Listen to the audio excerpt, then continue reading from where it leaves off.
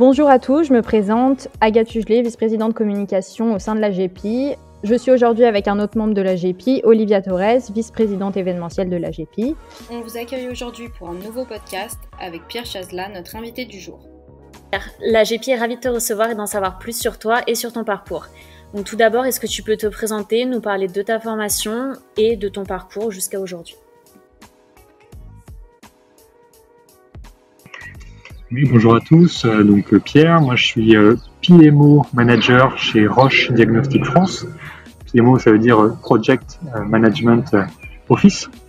Et, moi, j'ai un parcours plutôt commercial. J'ai fait une école de commerce, donc Grenoble École de Management, ce qui m'a amené ensuite à passer quelques années dans des cabinets de conseil avec des missions très orientées gestion de projet traditionnelle sur du suivi de planning, de coûts, de risques, et de plus en plus des missions de gestion de projet agile, ce qui m'a amené à créer une véritable expertise dans cette activité et des certifications notamment sur les formations de Scrum et de Safe. Et j'ai rejoint Roche Diagnostic sur le poste de PMO Manager en 2019 pour accompagner les projets stratégiques de l'entreprise et participer à la transformation agile de notre filiale française. Pour ceux qui ne travaillent pas dans le domaine et ne connaissent pas le métier de PMO, est-ce que tu peux nous expliquer un peu plus en détail en quoi cela consiste ? Et j'aurais aussi voulu rebondir sur un terme que tu as utilisé, tu nous as parlé de gestion de projet agile. Est-ce que ça serait possible pour toi d'expliquer Oui, pas de souci. PMO, Project Management Office, c'est simplement l'acronyme anglais de gestion de projet. Donc notre cœur de métier, c'est les projets, le mode de travail en projet, et notre expertise, c'est accompagner les équipes qui ont un objectif bien précis à livrer dans un temps imparti pour délivrer au mieux ce qu'ils ont à produire. Donc c'est à la fois des aspects méthodologiques, des aspects d'animation, de coordination, de facilitation du travail d'une équipe. Et l'agilité dans tout ça, c'est simplement la suite logique de la gestion de projet. C'est une nouvelle manière de traiter les projets qui auparavant étaient très suivis par le suivi des plannings, le suivi des coûts, le suivi des risques, avec du reporting, donc du suivi d'activité. Ce qu'on essaye d'amener avec l'agilité dans les projets, c'est c'est moins de reporting, moins de suivi, mais plus d'interaction, plus de réactivité, plus de vitesse dans la diffusion de l'information et donc dans la réalisation des projets. Et vraiment, le métier de PMO, c'est d'être au milieu de tout ça pour faciliter l'ensemble. On s'est aperçu dans tous ces modes de fonctionnement de projet, la difficulté, c'est souvent d'avoir quelqu'un qui coordonne tout ça, qui amène une cohérence d'ensemble. Et c'est un vrai métier, et c'est le métier de PMO. Roche, c'est une grande entreprise qui doit se moderniser et se transformer constamment afin de rester concurrentielle. En quoi l'agilité s'inscrit dans cette transformation ? Oui, absolument. Et c'est pas que Roche, c'est toutes les entreprises de tout secteur confondus. Depuis le début, sans refaire l'histoire, depuis le début des années 2000, il y a une vraie accélération des transformations de tous les marchés.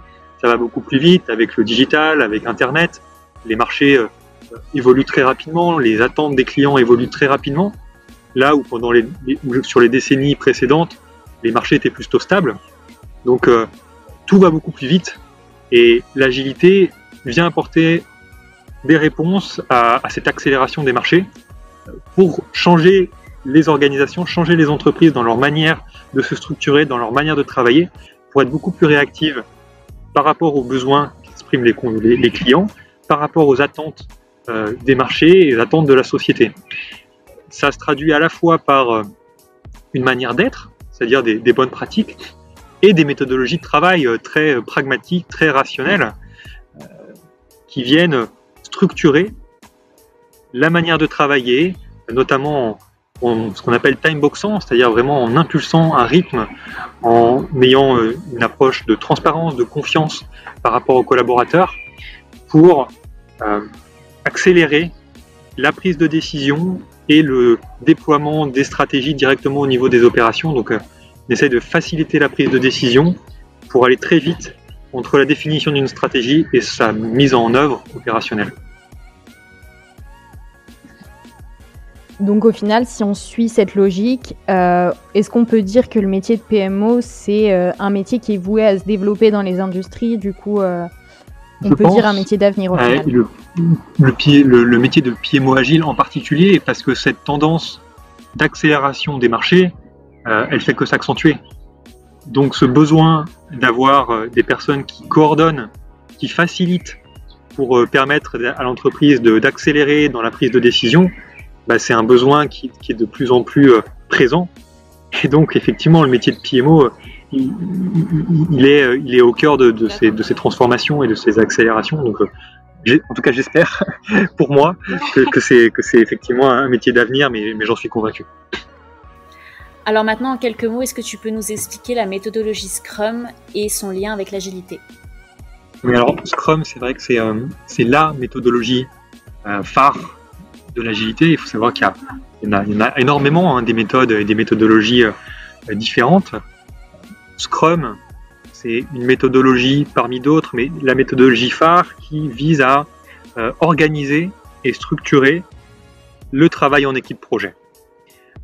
Et c'est vraiment un vocabulaire qui est rentré dans le vocabulaire classique d'une organisation avec ce qu'on appelle des sprint reviews, des scrum masters, des product owners. Tout ce vocabulaire-là, il est devenu banal via la vulgarisation de Scrum dans les organisations. Donc c'est une méthode qui donne des repères et des règles du jeu pour une équipe en définissant ce qu'on appelle des rituels, donc les meetings, quel meeting, pour quel objectif, à quel moment, quelle fréquence. C'est une méthodologie qui va clarifier également les rôles au sein de l'équipe projet, avec, j'en ai parlé, on va y revenir, un Scrum Master qui va être là pour, encore une fois, faciliter la vie de l'équipe, un Product Owner qui va être là pour s'assurer que le travail de l'équipe va dans la bonne direction.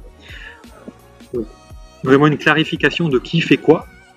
Et puis, pour suivre tout ça, on a toute une rigueur de tracer les actions, de les suivre à une maille temporelle assez fine. Toute la valeur ajoutée de Scrum, c'est d'essayer de clarifier au maximum ce que chacun doit faire à quel moment pour qu'il n'y ait aucun doute et qu'il n'y ait aucun frein à l'avancement et la réalisation des tâches. Et on s'est vraiment aperçu à travers cette méthodologie que plus on découpait à une petite échelle, à une petite maille, les actions, plus elles étaient faciles à réaliser et plus le projet avançait vite.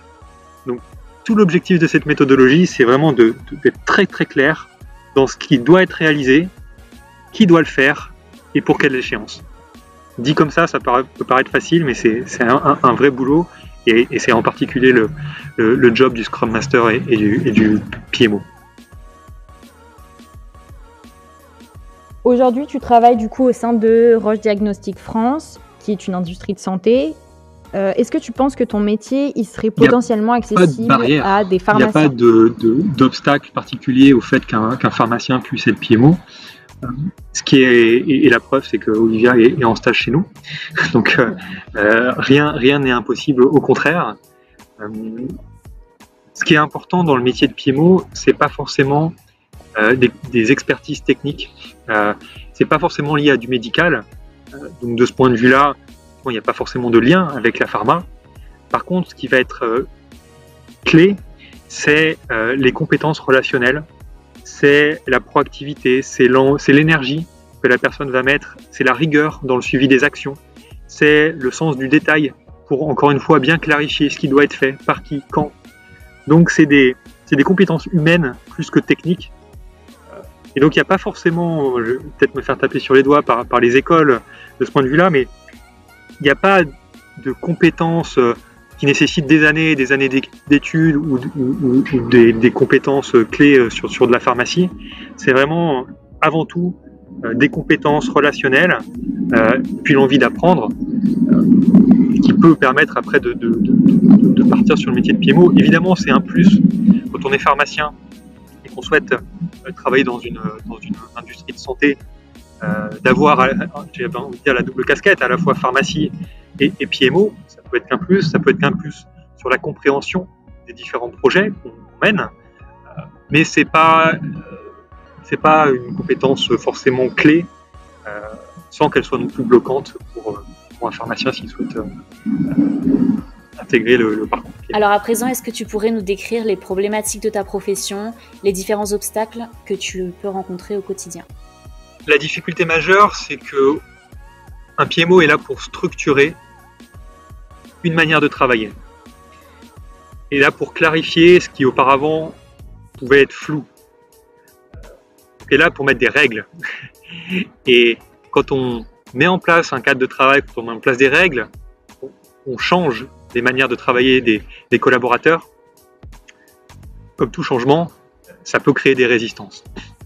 Donc la principale difficulté de notre métier, c'est de faire face à ces résistances, à ces freins, et d'y apporter une réponse à la fois pragmatique, humaine, pour faire évoluer en douceur les manières de travailler, en douceur mais de manière inflexible. C'est-à-dire on sait où on veut aller et trouver la bonne manière de le faire. Donc on est vraiment dans de la conduite du changement, dans de la transformation, et on travaille sur de l'humain, et c'est à la fois passionnant, mais c'est toujours un vrai challenge, parce que tout le monde a des personnalités différentes, tout le monde peut réagir de manière différente, et charge au PMO de trouver les bons leviers pour chacun, de changer et de s'améliorer dans ses manières de travailler en mode projet.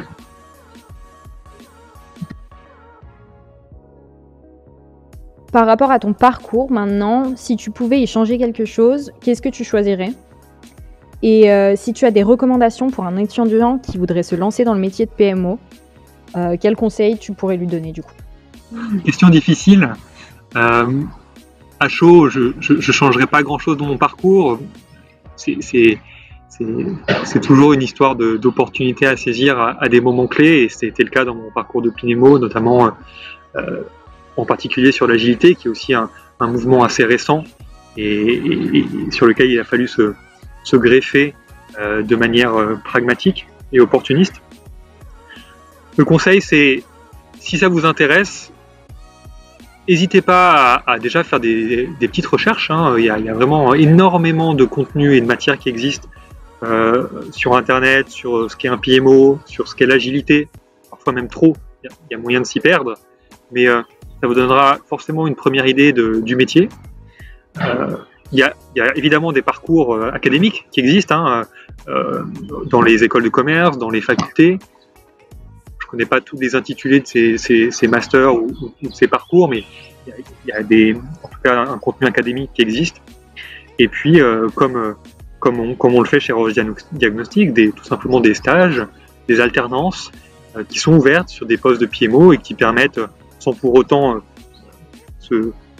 entrer définitivement dans cette voie-là, au moins de découvrir, de se faire une première idée, et puis si ça plaît, évidemment de persévérer.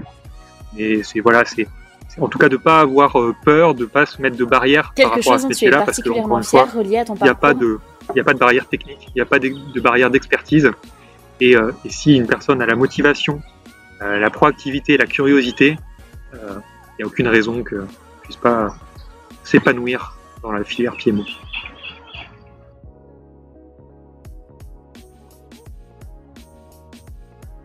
Ce qui est ultra gratifiant avec le métier de PMO et ce dont je suis fier, c'est quand des collaborateurs me font des retours pour me dire que la manière de travailler qu'on impulse les a aidés et surtout à améliorer leur quotidien au sein des équipes.